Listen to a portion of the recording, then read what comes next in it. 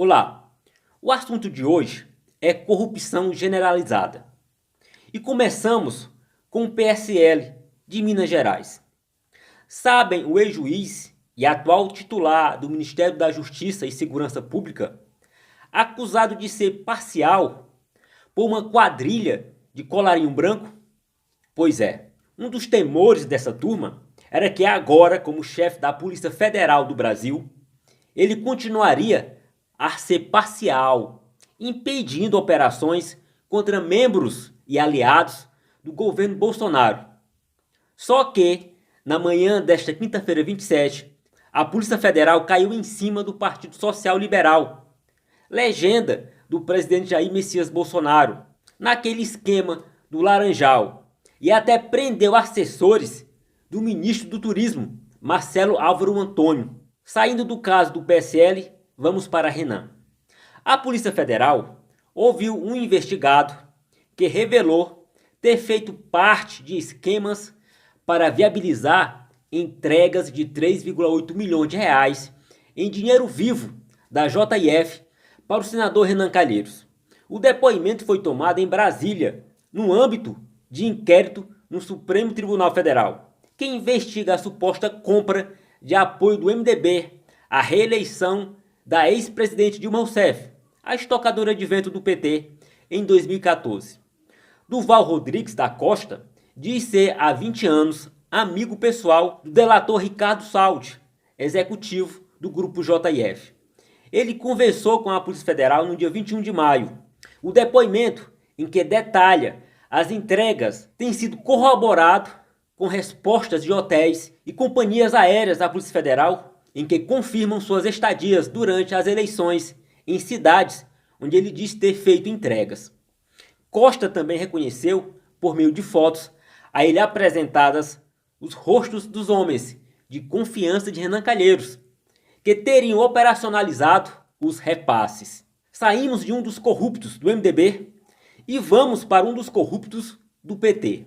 O ministro do Tribunal Superior Eleitoral, Tarcísio Vieira de Carvalho Neto, autorizou a abertura de inquérito eleitoral para investigar repasses de Caixa 2 da Odebrecht ao senador Jacques Wagner, do PT, entre os anos de 2006 e 2014. A investigação terá como base a delação premiada dos executivos da empreiteira brasileira na Operação Lava Jato.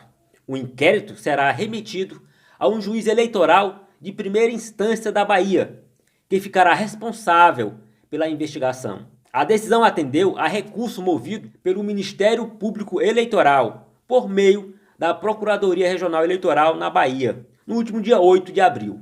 Os ilícitos a serem apurados decorrem de colaborações premiadas homologadas no Supremo Tribunal Federal, relacionados à Lava Jato.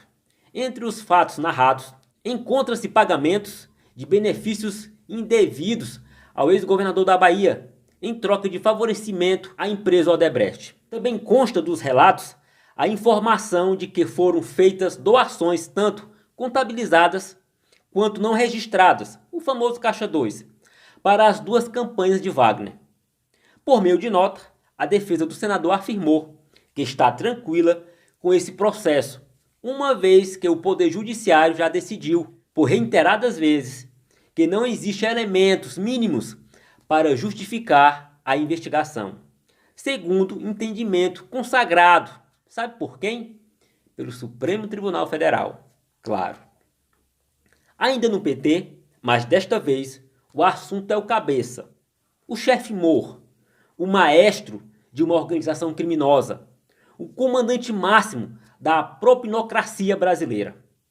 O juiz federal Luiz Antônio Bonar, responsável pelos processos da Operação Lava Jato em primeira instância em Curitiba, determinou no último dia 18 de junho o sequestro de até 77,9 milhões de reais em bens do ex-presidente Luiz Inácio Lula da Silva. A decisão de Bonar foi tomada em um pedido do Ministério Público Federal relacionado ao processo a que Lula responde por ter recebido 12,4 milhões de reais em propina da Odebrecht por meio de 2 imóveis. O valor determinado pelo magistrado para o bloqueio tem como base os 75,4 milhões de reais, que segundo o Ministério Público, foram pagos em propina pela empreiteira a partir dos 8 contratos da Petrobras de que o processo da Lava Jato trata. Além disso, Bonar explicou que o Ministério Público Federal estima a pena de multa em 13 milhões de reais, tendo como base a imputação contra o ex-presidente e seu alegado e elevado padrão econômico. Porém, o magistrado considerou mais razoável estimar uma pena de multa em patamar mais módico, 3 milhões de reais.